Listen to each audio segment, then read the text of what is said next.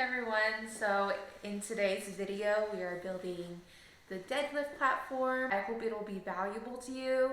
If you like it, go ahead and hit the thumbs up button. Don't forget to subscribe. Oh, this is going to be so cool. You guys are going to love it and you're going to want more.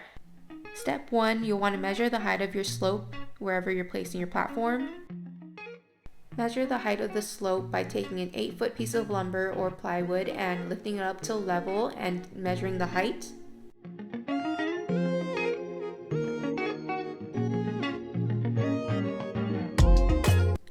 Step number 2, you'll want to calculate the number of plywood needed. I recommend 5mm thick plywood. Also, when you use the app, make sure you hit create PDF to get the easy measurements. Obviously here I tried to do it by hand and it was so much easier to use the app that I created. So go ahead and use that instead because this is a headache. Step 3, you'll want to purchase everything you need for the platform. I actually include my shopping list from Home Depot below. Here are some items that I purchased on that list, as well as some items that I borrowed, had on hand, or rented, including a pickup truck. Step number 4 is measure cuts needed for plywood wedge. This was determined in step 2. Here you can see me measuring based on those calculations that I made. I did use the app that I created instead, and I'm just drawing a line, and we're doing this for all 6 pieces.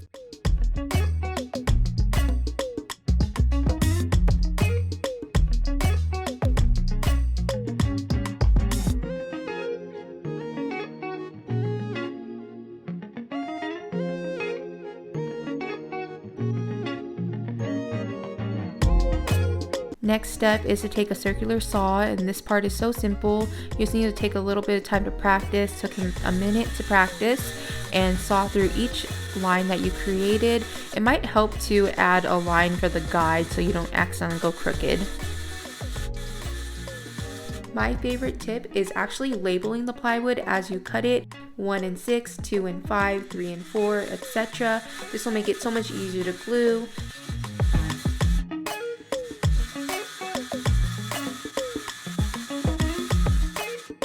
Pro tip, use your leaf blower to help pick up the dust. Step 6 is gluing the plywood pieces from biggest to smallest, and do this for both halves. If you had labeled as recommended before, it'll be so easy to glue it down. Also, place all the factory cut edges on the outside so nothing is misaligned.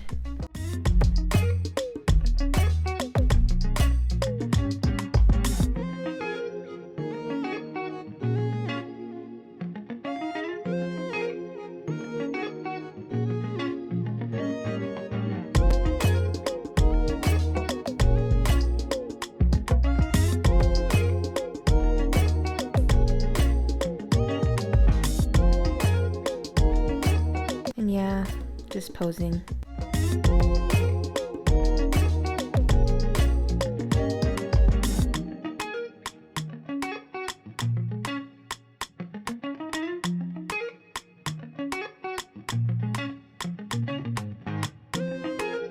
So now we're starting the second one, and with the first one we did move it and it slid a little bit, but you want to put some weights down. It'll be easy to move it back now before it dries completely. Put some weights down to help keep it in place and continue gluing the second half exactly like you did the first half.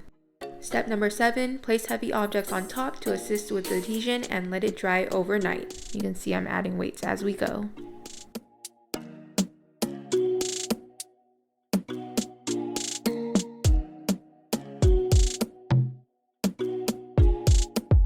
Time to drink a beer and wait for it to dry. Step 8, place the dry wedges in desired location, a thicker edge where the floor is the lowest. We are now measuring where the platform is going to go based on the rack's location. Step 9, glue down the OSB rotated 90 degrees and start gluing on the wedge's thicker side first.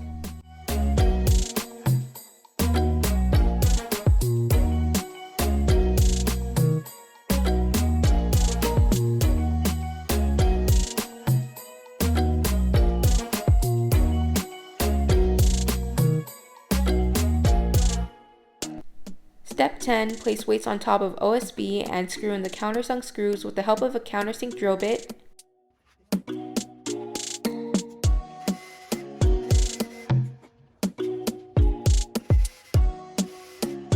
and we're using different size screws here just to make sure that we are hitting the level without going all the way through.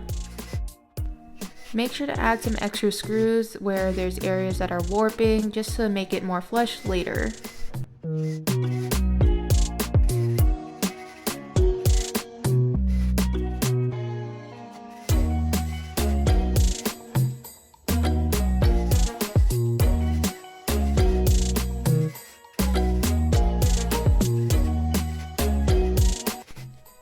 Step 11, once screwed in, remove the weights and place the final plywood on top. Time to cut the plywood. You'll see me drawing a 6" by 4" line just to help with creating the cut. This is so we can have more space for our deadlifts because Nick will definitely be lifting heavy.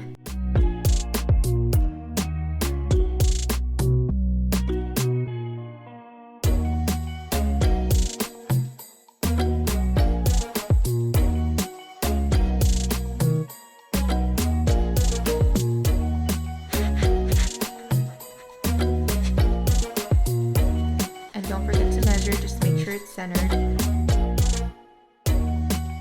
If you really want a nice platform, don't forget to sand it. Take a tack cloth to it and apply polyurethane. I use water-based matte polyurethane here.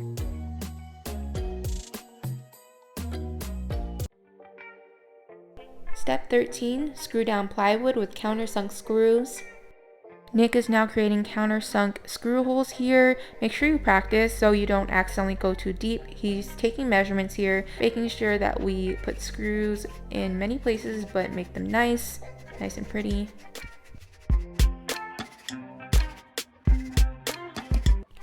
Step 14, cut stall mats and screw down with washers to prevent tearing. Make sure that you have a lot of patience that day because it is time consuming and you want to make sure that you're doing a straight cut. We are only doing half of it because we don't have enough stall mats and there's really a shortage here where we live. My last tip for today, make sure you practice and measure twice, cut once. I hope you found value from this video, so don't forget to like it if you did, subscribe if you'd like to see more, and yeah, see you in the next video.